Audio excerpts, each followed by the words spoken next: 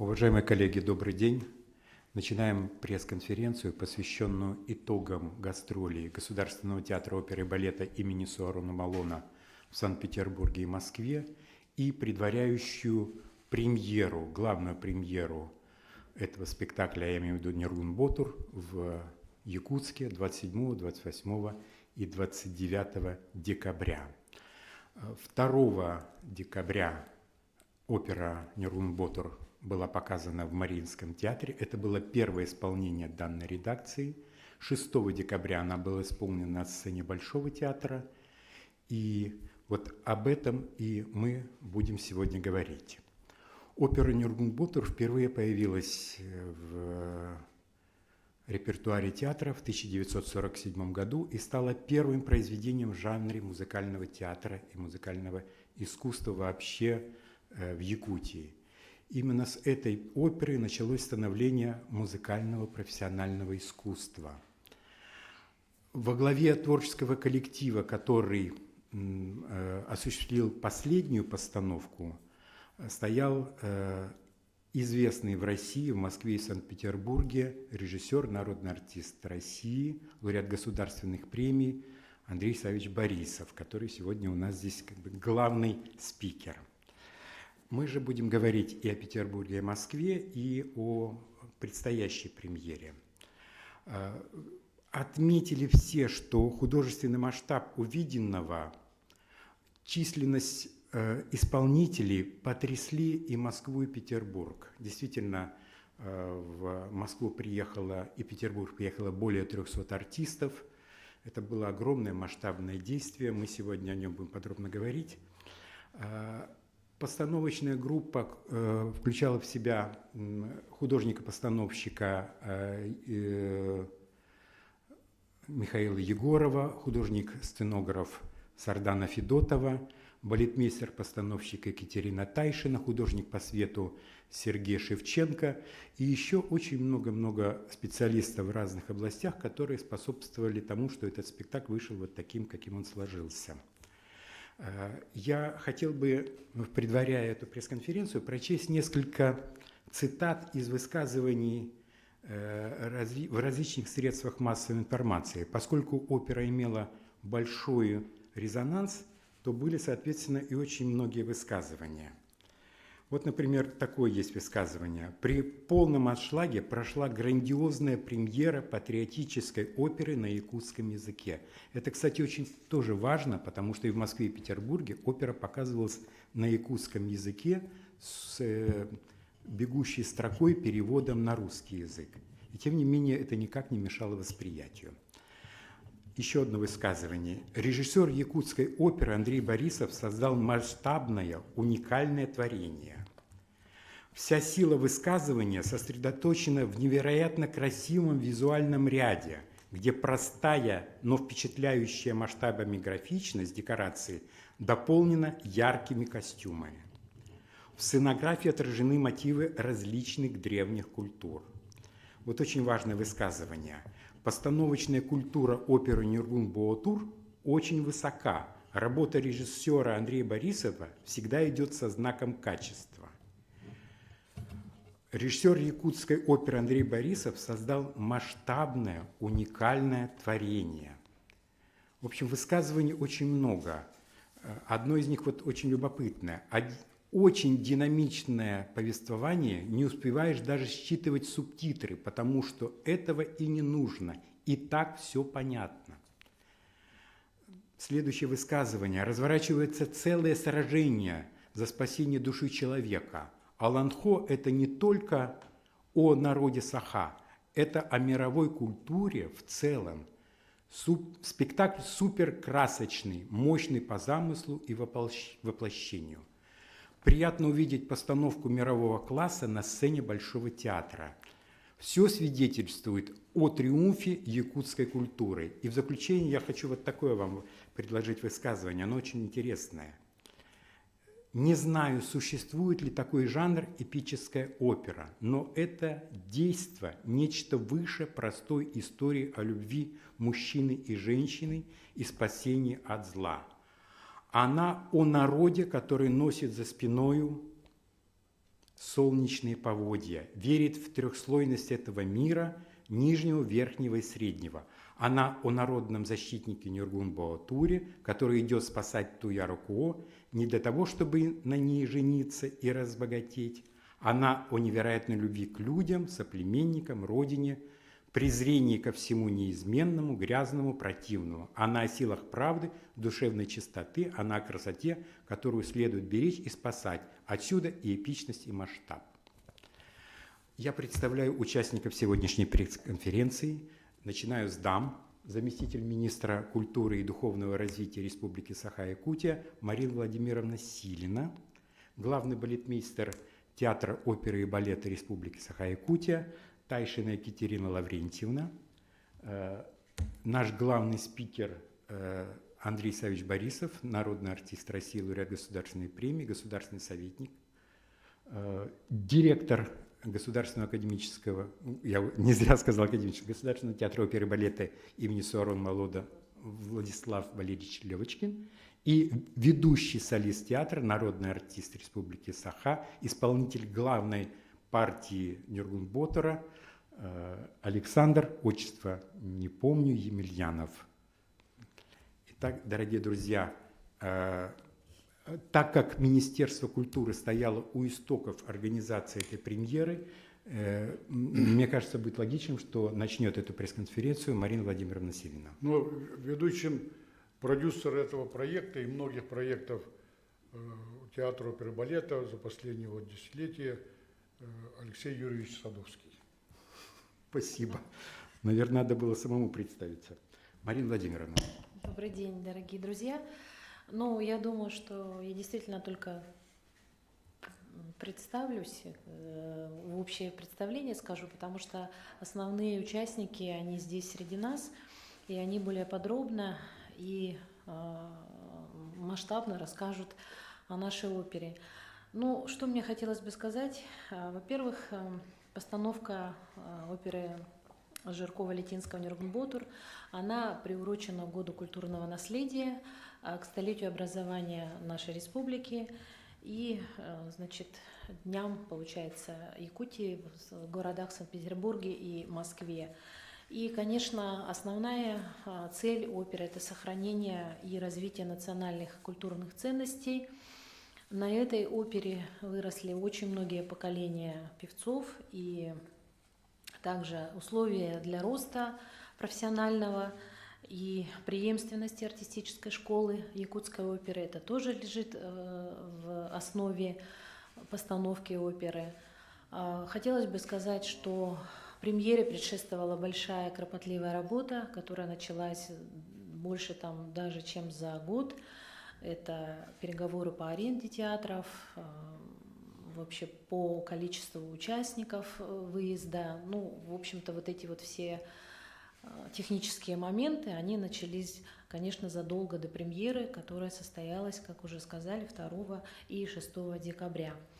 Ну, от себя лично я поздравляю наш театр и поздравляю, конечно же, республику нашу с этой грандиозной премьерой.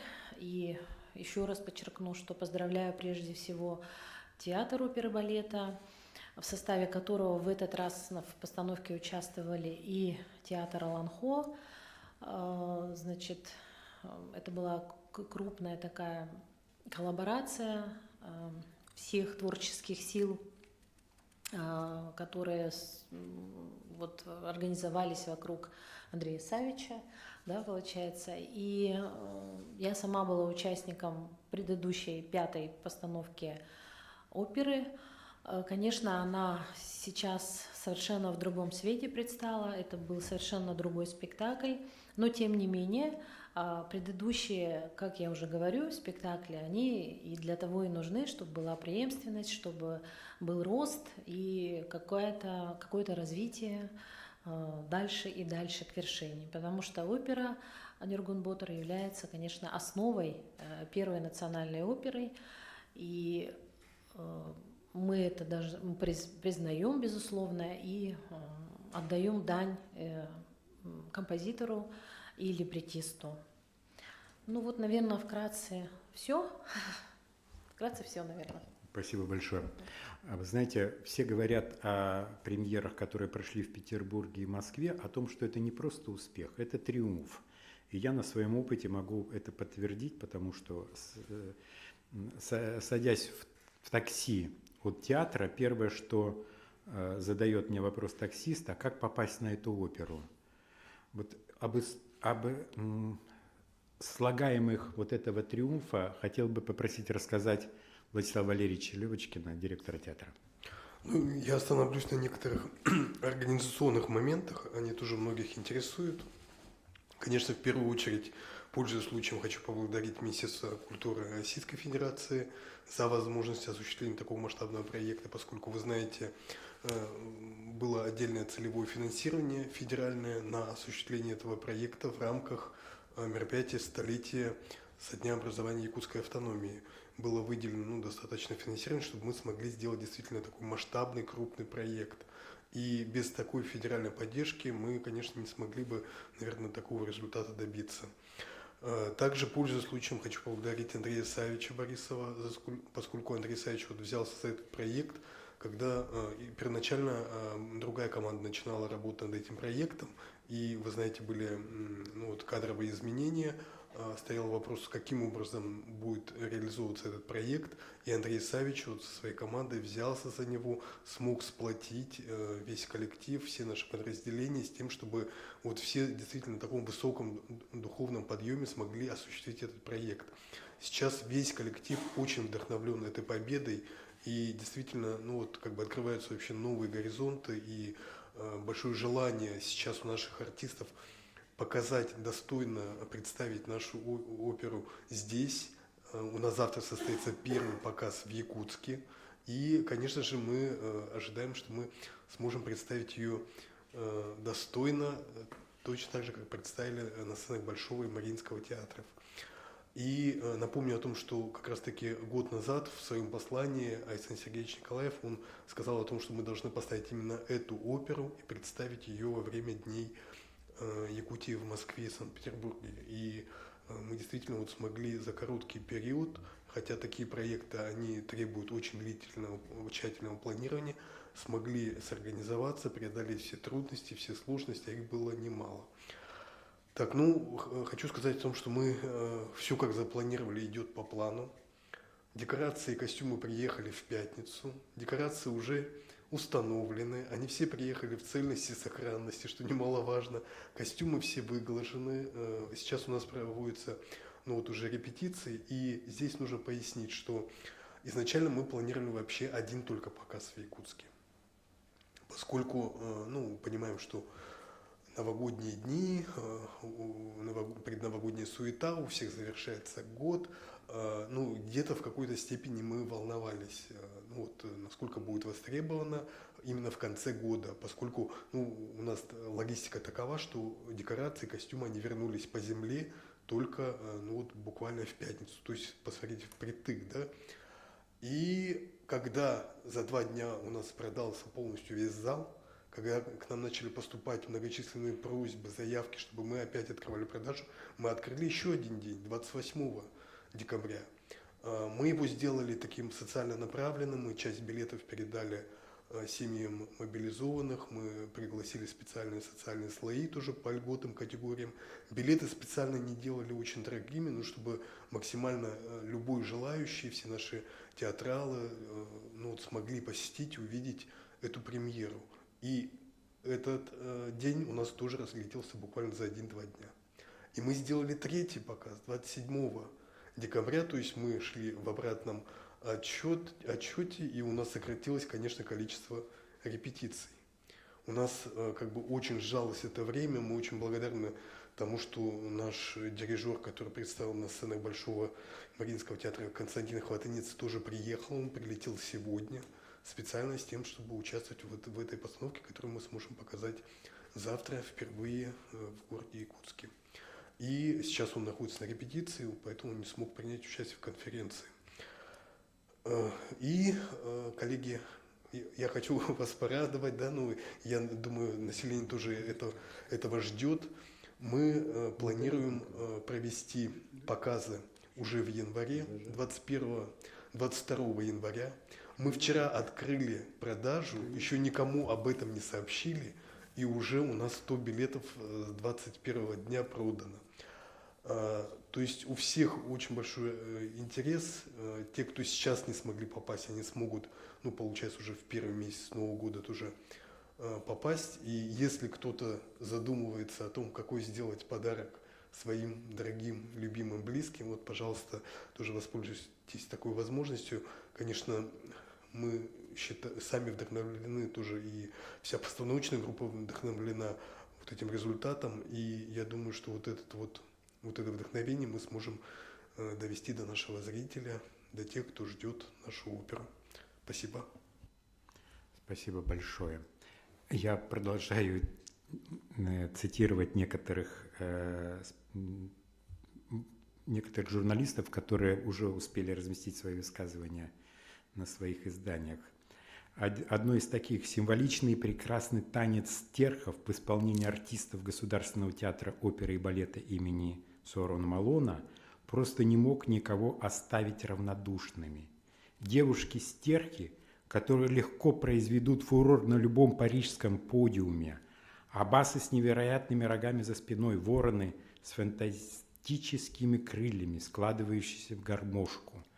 Я сейчас говорю о балете. Дело в том, что очень важным слагаемым этого спектакля являются сцены балетные, которые поставила главный балетмейстер театра Екатерина Лаврентьевна Тайшина. Вам слово. Добрый день.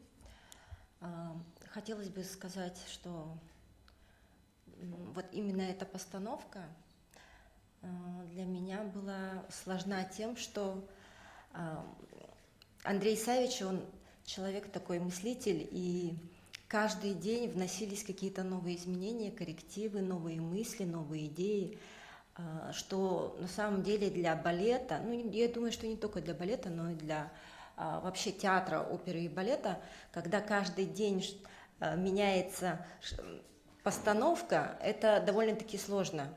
Но мне хочется сказать, что несмотря на то, что была проведена очень огромная работа, было очень интересно, и мне как хореографу, и артистам балета, мы здесь, я считаю, что раньше в операх балет участвовал, вы знаете, как обрамлением, да, немного фоном.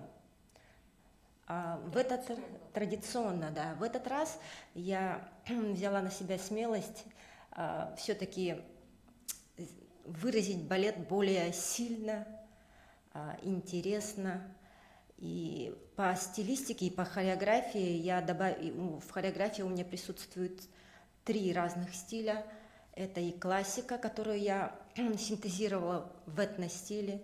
Нижний мир — это у меня совершенно современная хореография. Мне кажется, это как раз-таки и удивило зрителей. Также это, конечно же, наш национальный танец. Работа была огромная, было очень интересно. Постаралась сделать и для себя тоже такой шаг вперед в плане того, что действительно отошла от традиций и осмелилась сделать то, что, я думаю, зрители увидят. И спасибо большое Андрею Савичу, что он все-таки не держал нас в рамках, и я смогла осуществить какие-то свои задумки, идеи, и я думаю, зрителю будет интересно увидеть балет именно в таком формате, в этом спектакле. Спасибо. Особенностью этого спектакля, тем более для показа в Большом Мариинском, это в том, что там нет ни одной приглашенной звезды. Спектакль осуществлен силами труппы, только солистами театра Сорона Малона. Особенность специфики заключается в том, что вокально певцы совмещали традиционную вокальную итальянскую школу, манеру пения с якутской колысахом. Об этом, я думаю, нам расскажет ведущий исполнитель этой партии Нюрнбергботтера Александр Емельянов. Саша, вам слово. Спасибо большое, дорогие коллеги. Добрый день. Конечно, никто не знал, что кто какую роль будет петь. Для всех была эта загадка. но однажды этим летом в Москве, в Коломенском, я слышу голос Нюргун Ботур, говорит. Оборачиваюсь, никого нету. А потом сижу, смотрю, там сидит Андрей Савич. И говорит, Нюргун Ботур, нет.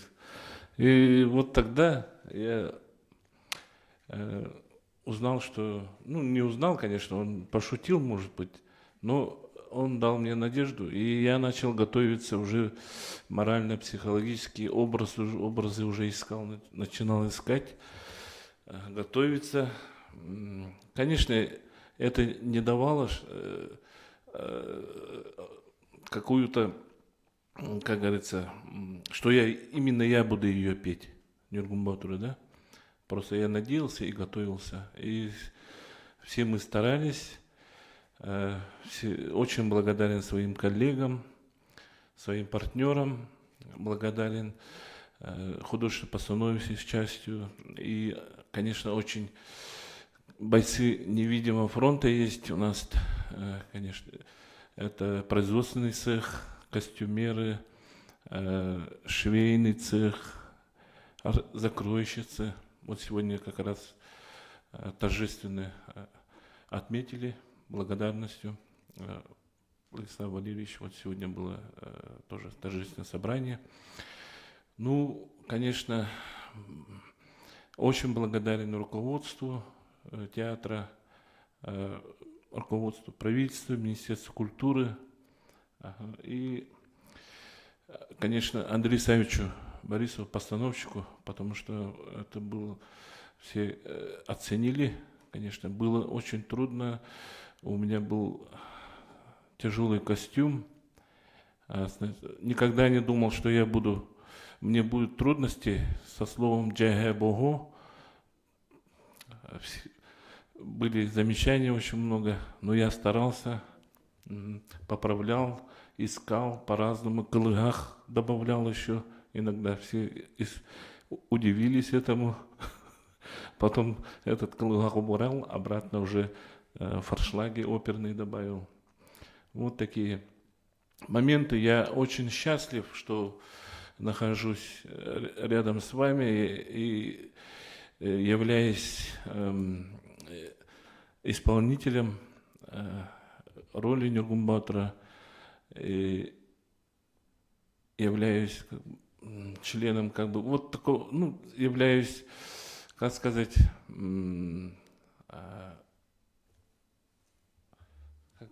участником, да, такой события, исторического события, столетия СССР и исполнителем роли Нюргун Ботура. Благодарю вас, спасибо большое. Приходите на спектакль, театр, наш театр. Андрей Савич предложил данную пресс-конференцию провести в виде круглого стола. Поэтому, если кто-то хочет что-то дополнить, например, Марина Владимировна, то, пожалуйста. Я хотела бы дополнить, вот здесь уже немножко, ну, такие частности идут с актерами, с балетмейстером, да, и мне хотелось бы сказать, что особенностью вот этой шестой редакции оперы, шестого спектакля, скажем, обновленного Нюргун Ботура, является и то, что была полностью переделана музыкальная партитура оперы, которая, в принципе, всегда до этого исполнялась в том виде, как она была написана Жирковым под редакцией Летинского. То есть это опера 50-х годов, получается. Да? С того момента она не реанимировалась, имеется в виду в музыкальном плане. И вот сейчас Руслан Мурсакаев, он сделал переоркестровку, получается, музыкальной части. И благодаря этому тоже музыкальные, ну, вот корни оперы, они, конечно, естественно, остались, но сама музыкальная ткань, она приобрела уже новое звучание. Вот. Я сама впервые вот пришла на спектакль, получается, в Большой театр, и там впервые услышала полностью спектакль. И мне очень понравилась музыкальная составляющая, потому что Ну, все-таки оперный спектакль — это прежде всего опера, это прежде всего музыка. Соответственно, вот академизм музыки при включении в нее и современных интонаций, и мелодики якутского мелоса, да, и в то же время включение инструментов, традиционных инструментов Якутии, то есть наших инструментов в исполнении артистов театра Аланхо, вот эта вся музыкальная ткань, она совершенно по-новому заиграла. Вот это мне хотелось бы сказать, что музыкальный материал был, ну, можно сказать, практически новый. Очень важное дополнение, потому что мы надеялись, что в нашей пресс-конференции примет участие дирижер Константин Хватынец, но он сейчас стоит за пультом и не смог принять участие. И Марина Владимировна дополнила недостающую информацию. Я же продолжаю зачитывать некоторые высказывания журналистов, которые появились по итогам московской и петербургской премьеры. Вот очень важное такое высказывание. Очередной великолепный фирменный спектакль Андрея Борисова. Лаконичный, монументальный, балансирующий на острие архаики и авангардизма. Опера «Нюрнберготур» вызвала интерес не только своими музыкальными и зрелищными достоинствами, но и глубокой философской темой. И в заключении вот такое высказывание. Сквозь глянец цивилизованной музыки явственно проступила партитура шаманская, сущность этой мистерии. Заклинания и мольбы к богам в ней подчеркивали связь земного с силами космоса, а весь эпос казался единой пантеистической литургией, призванной восстановить в мире пошатнувшуюся волей злых сил гармонию. В связи с этим у меня даже такой вопрос. Андрей Савич, вы дважды входите в эту воду, дважды ставили уже Нюрнберготура. В чем разница? Это первый вопрос. И второй вопрос. Вы всегда, когда включаетесь в какой-то материал, подключаете к этому очень много исследователей. Как сейчас обстояло дело вот с этой постановкой? Я вот, ну, во-первых, пришли, спасибо. По идее, вот то, что говорит Нюрнберготур, исторические вот события, он прав. Я думал, что зал будет полон, вот, но, значит, мы не совсем правильно организовались. Но те, кто пришли, это вы очень, очень благодарны, я чувствую по взглядам, по дыханию вашему. Спасибо. Ну и Министерство культуры, вот я хотел подчеркнуть вот о чем. Ну, Куприянов в свое время, вот в прошлом году, когда договаривался о гастролей в театре, Большом театре, видимо, не шел разговор о премьере там. Так? И когда вот Алексей Юрьевич вот предложил и организовал мою встречу с Гергиевым, маэстро Гергиевым, Мариинского театра, и тоже как-то не особенно как бы не понимали, что это премьера. Вот у меня вот часто бывает так, что премьеры происходят там, не здесь. И в этом плане очень так правильно надо понять это событие, историзм этого события.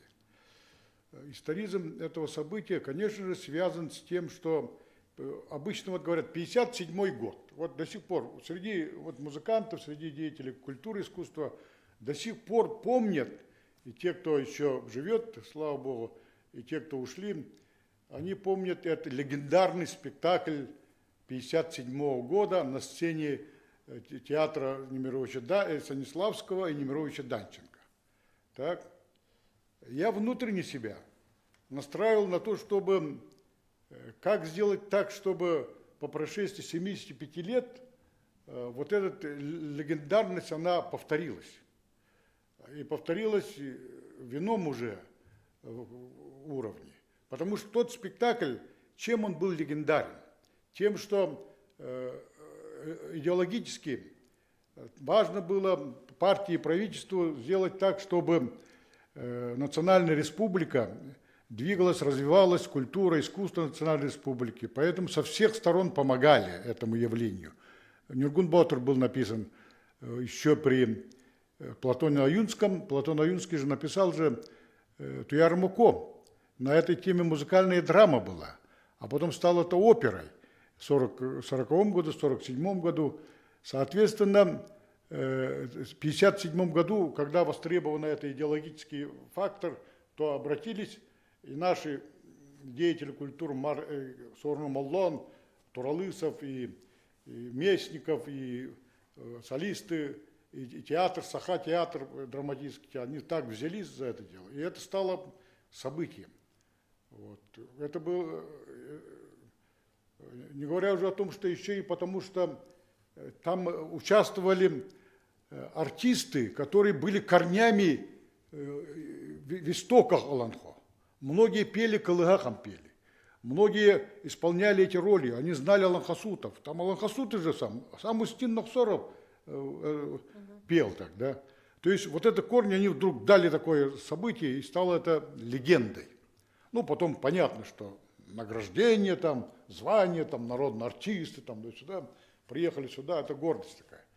А сейчас все-таки наши исторические события, этот триумф, как вот Алексей Юрьевич, не только Алексей Юрьевич, многие там говорили, что бриллиант на событии столетия республики произошло. Почему? Вот нам надо это понять, осмыслить.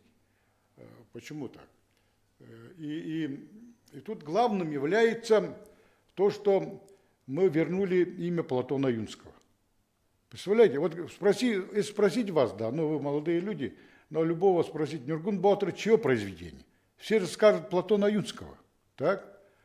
А в афишах везде Платона Юнского не было. Да. Потому что Сорну Моллон в свое время, когда Платон Аюнский был затоптан, убит этой системой НКВД, его запретили его имя. И Сорну Моллон вынужден был подавать это как собранный из Аланхо. И вот Платон Аюнский, имя его, к столетию республики. Представляете, столетие республики. Главный основатель нашей республики. Человек, который там 100 лет тому назад стал председателем правительства и вел такую. Это очень важно. Это многие, которые до конца это не осмысляют, эту глубину этого события. Платон Аюнский, так и написали. Вот господин продюсер, он, услышал мои слова, там написал вот в этой программе так. Второй момент это то, что стал участвовать театр Аланхо, который тоже сегодня корнями, своим искусством, калыгахом, таюком, не говоря уже и внутренним религиозным отношением к Аланхо, они вот сквозным линией прошли через всю эту оперу. Вот театр Аланхо. Поэтому это дало совершенно, вот как бы возвращение, вот как вы говорили, возвращение к тем актерам, в то же время на совсем другом уровне. Это второй момент. Третий момент, вот и Катерина Тайшина говорит и вот, о том, что это современный спектакль. А так востребовано сегодня как называется, год культурного наследия. Очень важно культурное наследие сейчас поднять на другой современный уровень. Вот не зря критики пишут о том, что это с одной стороны архаика, с другой стороны авангард такой. Аж до сюрреализма и какого-то абстракционизма, до дадаизма доходит такой. Да? То есть, когда это стыкуется, вообще сегодня новые на стыке вот архаики и вот современнейших измов искусства, на стыке там происходит. На стыке, назову так, новейших технологий и вот такой архаики происходит событие. И в результате вот это вот имел такой ошеломляющий успех. Я всегда говорю артистам о том, что успех заранее был предопределен, но триумфа исторического события это еще никто не ожидал. Это в результате состояния общества и так далее вот это происходит. Поэтому Вот я вот очень важно подчеркнуть, вот это хотел. Давай. Дальше что? Я про проникновенность в материал. Когда мы с вами делали оперу «Князь Игорь», то тогда пригласили известнейшего исследователя русской оперы Евгения Михайловича Левашова, доктора наук. Сейчас все отмечают очень глубокий проникновение в материал Алан Хо. Чем это вызвано? Кто помогал? Кто делал? Как происходило? Ну вот я помогал, конечно, Марк Николаевич Жирков с Литинским. Ну и вот, заметьте, Мурсикаев, он очень такой, композитор очень вдруг увидел, вот это он сделал со временем, помогал. Ну вот Катерина, она очень талантливый балетмейстер. Не зря говорят, там, на мировой уровень сейчас можно. Мировой спектакль это. Это вот так. Ну, Нюргун Батыр. Вот Нюргун Батыр, он еще, господин Емельянов, еще до конца не осознал, как он совершенно по-новому, мы вместе с ним, и музыка, и все, и костюм, и все это, сделали совершенно нового Нюргун Батыра. Это новая трактовка, современнейшая трактовка. Если тогда Иван Степанов, наш великий бас, тогда, он играл пел эту партию, эту роль, как такого могучего такого, с харизмой такой, земной харизмой, могучего, сильного, патриотически настроенного, любящего свою культуру, народ, человека, так, да, то, и, кстати, у Сооронова Молданы так и написано, там написано, он богатырь среднего мира, а у Платона Юнского, Нюргун Батыр, он богатырь верхнего мира. А что такое верхний мир? Верхний мир – это связь с богами, это связь с религией, с верой. Так, и вот Емельянов вот как-то интеллектуального Нюргун Батыра сделал. Вот это интересно-то. У него получился такой Нюргун Батыр как бы священно действующий. Не зря поэтому говорят о пантеистической Литургии. Литургия это же религиозная идея. И вот у Емельянова получится так. Он же не совсем бас, так, да? А поскольку у него голос такой, ну как называется? Бас-баритон, да. Иван-то бас был, а бас-баритон это, и поэтому оно дало вот совсем другое вот прочтение роли. Поэтому вот помогли люди вот со всех сторон в результате. Но я возвращаюсь. Платон Аюнский, Марк Жирков, Сооронов Молдон, Генрих Литинский и кого еще назвал? Вот они заложили вот ту фундамент всей музыкальной культуры народцев. Марк Николаевич Жирков – это Прометей нашей музыкальной культуры.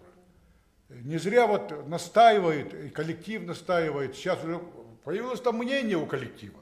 Не только у коллектива. В Москве там критики и так далее. Это же человек, оказывается, возрожденческого такого духа, Марк Николаевич Жирков.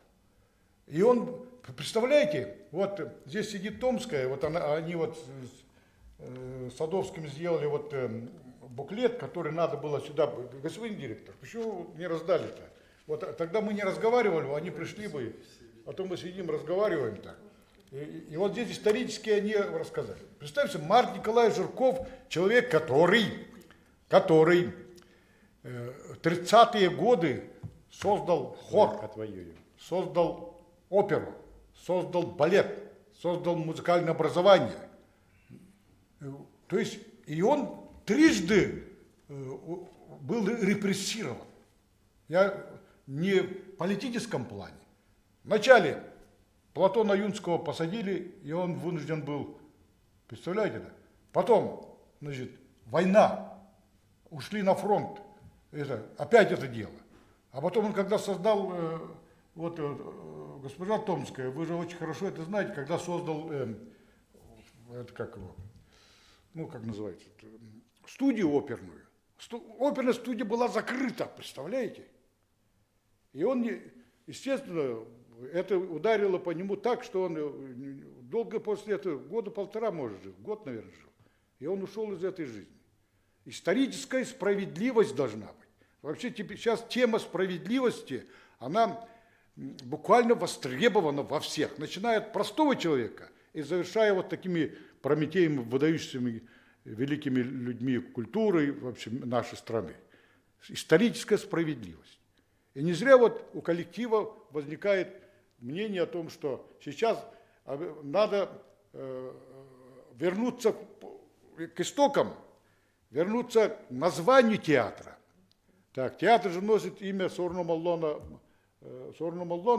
а уже обратно поднимается эта тема, помните, да, вы, по-моему, поднимали, о том, что надо присвоить имя его, Марка Николая Жиркова, театру.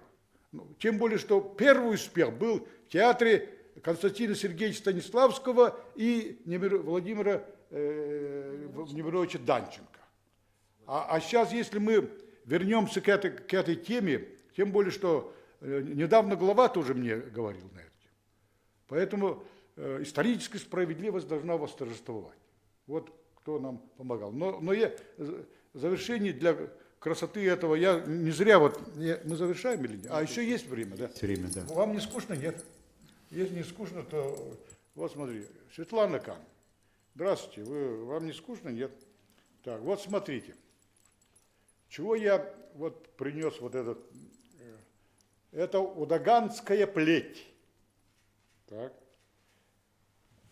А вот эту плеть еще моя бабушка, когда выходила замуж, ей дали это, и она с этой плетью приехала выходить замуж. Оттуда наш род и произошел. Это первое. Это у всех якутов более-менее состоятельных и так далее, все бабушки приезжали с этой плетью. Но она сакральная, это удаганская. Вот посмотрите, сколько в ней 12 здесь, эта плеть вообще такая. Бывает 9, 7, 3 так. Вот. Она очень красивая очень. Хотя не до конца вот многие. И вот когда мне предложили эту работу, оспорили по поводу меня в качестве постановщика, кто-то не хотел этого так. Ну, не хотели, бывает. Так.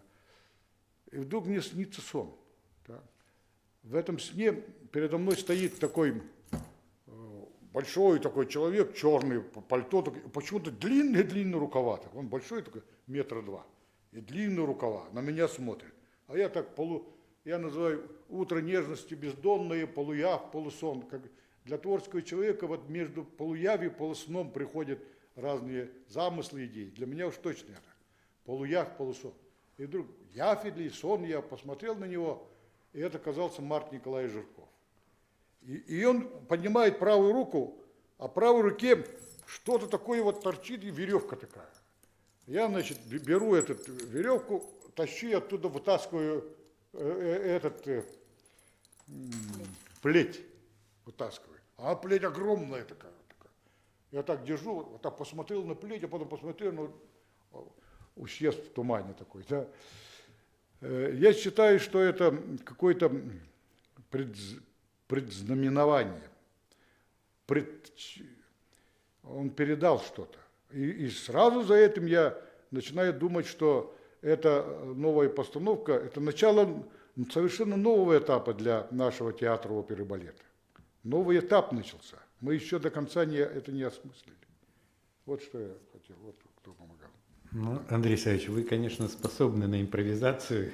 Сейчас эта история с плетью, это, конечно, мощная импровизация. Я все-таки хотел бы вас настроить еще вот на одну такую мысль. Помимо зрелищности, в этом спектакле все отмечают его глубокую философскую тему. Как она у вас выстроилась? Ну, Алан Хо это всегда... Алан Хо это не только старик, который сидит и ноет, поет. Вот. Это не только. Не говоря уже о том, что Алан Хо это не только культура, мировоззрение. Алан Хо это, вот правильно сказали, пантеистическая литургия. Алан Хо всегда религиозное явление. Вот Валентина Александровна Чусовская, теоретик, философ, потрясающий такой ученый, исследователь, она говорит, что Нюргун Батор, Олонхо, сам Нюргун Батор Олонхо является религиозной драмой. Она говорит мне, а я так, ну, где тут религиозно? И вот когда я начал работать над, и вдруг оттуда изнутри выходит вот это вот пантеистическое молитва, моление божествам и так далее. Тогда, поэтому это прежде всего вот, а где религия, там и глубокая духовная суть. Многие мне говорят, так, увидев спектакль, там наш, мы давно, говорят, не видели духовного спектакля. Спектакль, который вдруг поднимает человека над нашим бренным миром. Тогда. И вот эта философия, это. Но самое главное, глубинная философия, когда я ставил еще тогда, в те годы, я поставил спектакль на тему спасения красоты. Надо спасать красоту, чтобы красота... Сказано, красота спасет мир. Да. А казалось бы, когда говоришь красота, все думают про красивую женщину тогда. Но красота-то явление эстетическое. Соответственно, народ, который потерял чувство красоты, эстетическая как бы оценка действительности, народ этот тут же начинает уходить. Многие народы уходили, исчезали. Тогда, и тогда я думал об этом. И в результате мы спасали Туярмако и Нюргун Батор, и Румуалан, войска поднимались для того, чтобы спасти красоту для народа Саха.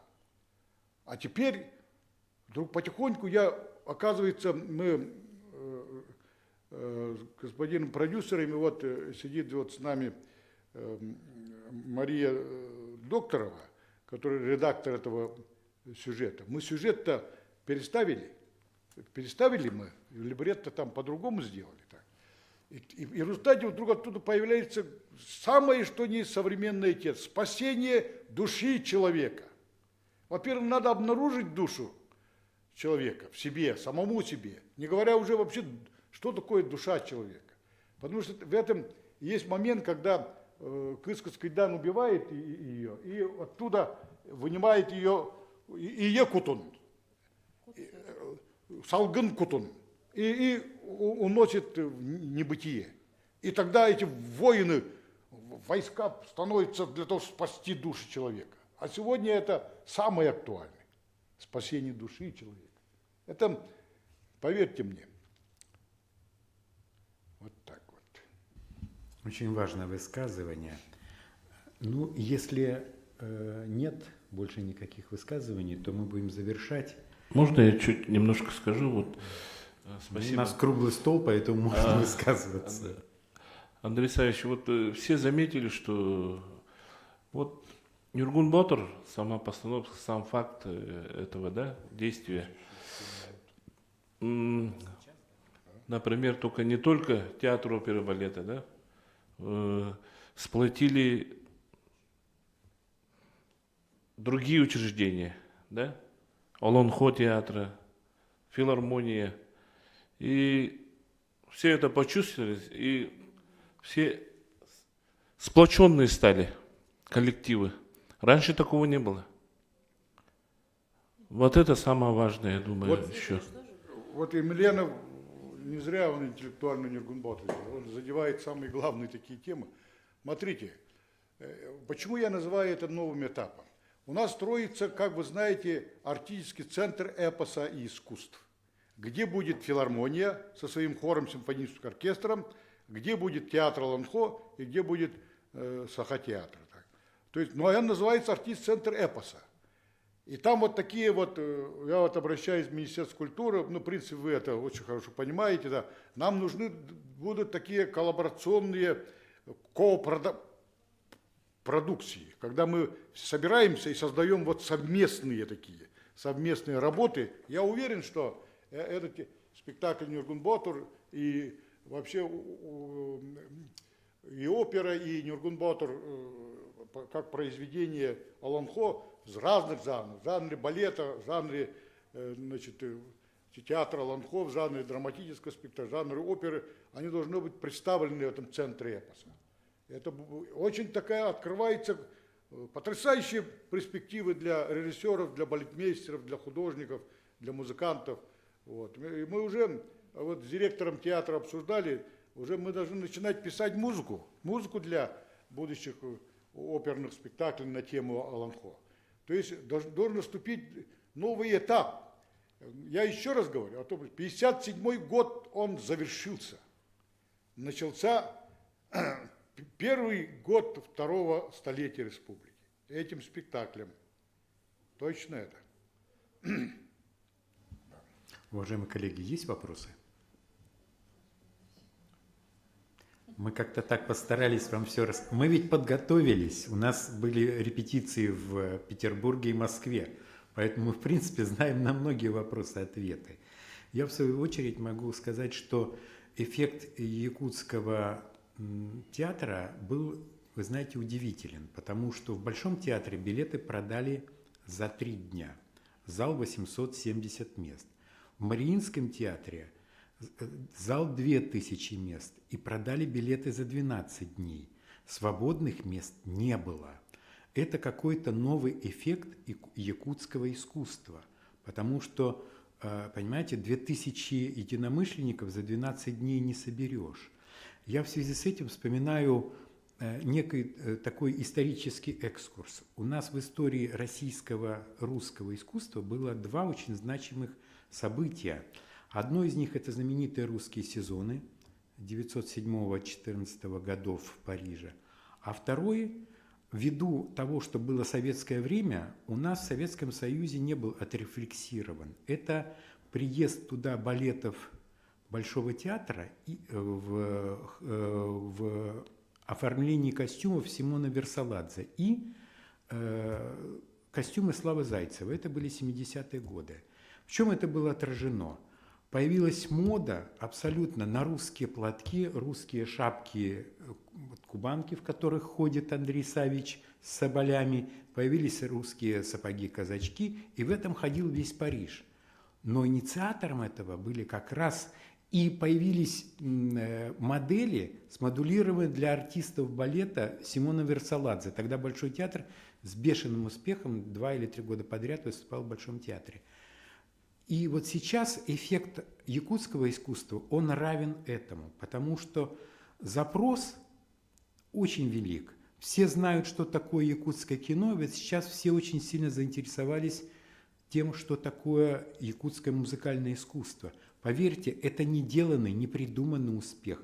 Это живой, естественный, такой вот неожиданный успех в Москве и Петербурге. Причем это не в одном городе. В Москве ажиотаж можно организовать. Это туристический город. В Петербурге этого сделать невозможно. Он по-другому живет, по-другому выстраивается его культурная парадигма. Завершая нашу пресс-конференцию, я бы хотел еще прочесть очень важное такое высказывание. Оно восторженное такое. «Радуюсь за якутян. Как только драгоценные тонны декораций доедут до дома, опера станет грандиозным народным праздником. Не надо якутскому национальному театру выдумывать традицию. Достаточно иметь хорошую память и беречь свое прошлое». Вот это об этом спектакле. Я благодарю вас за участие, благодарю всю интернет-аудиторию, которая нас смотрела онлайн. И очень важно, мы благодарим и Республиканский медиацентр «Саха-Медиа», и лично генерального директора холдинга «Саха-Медиа» Виктора Джамахановича Колесова за возможность рассказать о новой премьере в Государственном театре оперы и балета, за безвозмездную возможность, это тоже очень важно. Приходите на наш спектакль. Спасибо. Здорово. Ровно час. Но мы... Спасибо.